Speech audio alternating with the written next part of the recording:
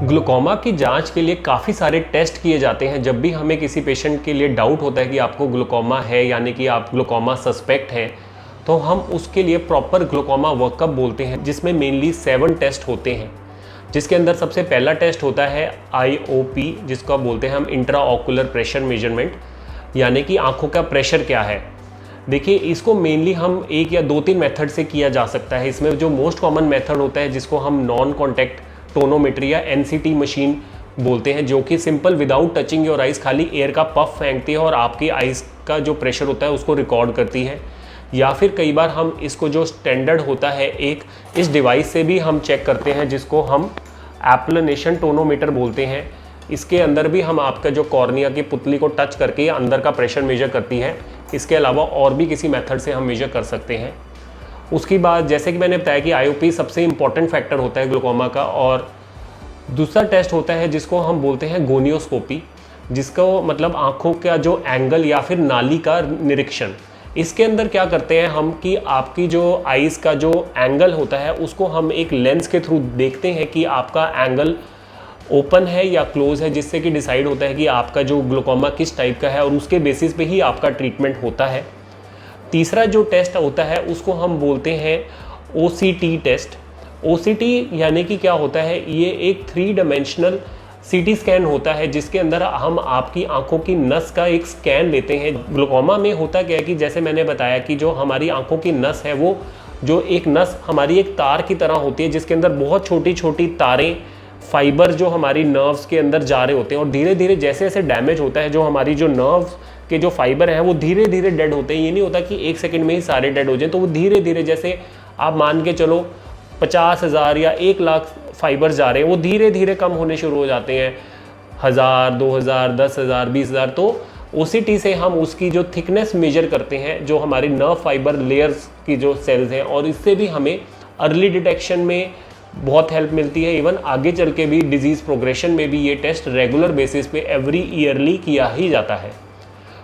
चौथा जो टेस्ट होता है उसको हम बोलते हैं कॉर्नियल पैकीमेट्री या थिकनेस ऑफ द कॉर्निया, काले डेले की मोटाई। काला डेला जो होता है नॉर्मली जो होता है हमारा जो प्रेशर, उस पर डिपेंडेंट होता है कि हमारा कॉर्निया कितना ज़्यादा थिक है।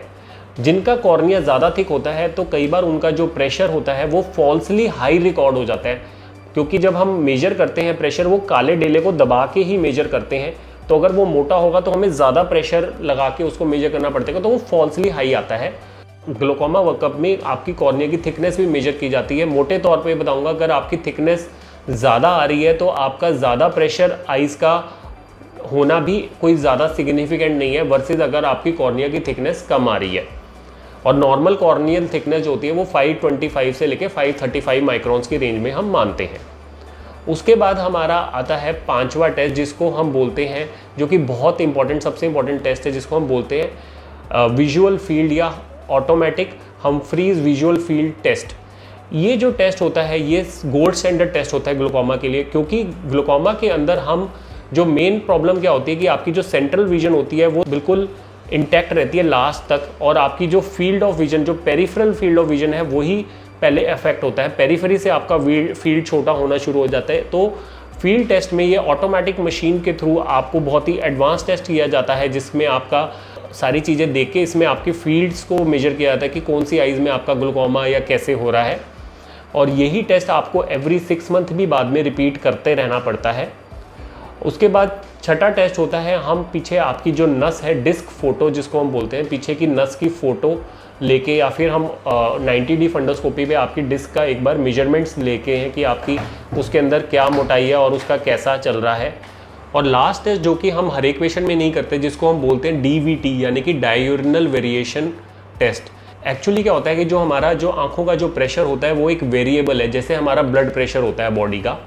तो कई बार कई लोगों का जो प्रेशर है दिन में नॉर्मल होता है और रात को ज़्यादा होता है, तो हम डिटेक्ट नहीं कर पाते कि ग्लूकोमा आपको है या नहीं है। और प्लस हमें एक बेसलाइन चाहिए होता है कि जो आपकी एक एवरेज जो कि हाईएस्ट, तो इसके अंदर एवरी 4 to 5 आवरली हम आपका डिफरेंट टाइम पे एक दिन में आपका आइज़ का प्रेशर मेजर करते हैं, और उसके बेसिस पे कि आपका हाईएस्ट वैल्यू क्या आई है और लोएस्ट वैल्यू क्या आई है, एक टारगेट IOP निकाल के हम आपका ट्रीटमेंट बनाते हैं। तो ये टेस्ट भी कई बार कुछ सिलेक्टिव पेशेंट में किया जाता है।